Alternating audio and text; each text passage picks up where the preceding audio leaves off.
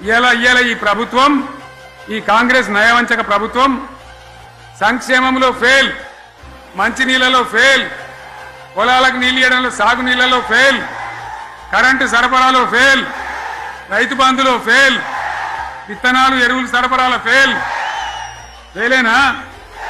ధాన్యం కొనుగోళ్లలో ఫెయిల్, పల్లెలు పట్టణాల అభివృద్ధిలో ఫెయిల్, భూముల ధరలు పెంచడంలో ఫెయిల్. మరి దేంట్లో పాస్ అయింది? ఎటుపడితే అటు ఒర్రుడు, దేవుళ్ళ మీద ఒట్లు పెట్టుడు, అబద్ధ వాగ్దానాలు చేసుడు, 20-30% కమిషన్లు తీసుకున్నాడు, సంచులు నింపుడు, సంచులు మోసుడు. అంతేనా? కరెక్టేనా ఈ మాట అన్నా? కరెక్టేనా? నేను చెప్పి అన్ని ఫెయిల్ అయిందా ఈ ప్రభుత్వం? నిజమైతే ఒకసారి చేతులు లేవట్రా, దయచేసి స్టేజ్ మీద లేవట్రా. ఫెయిల్ అయినా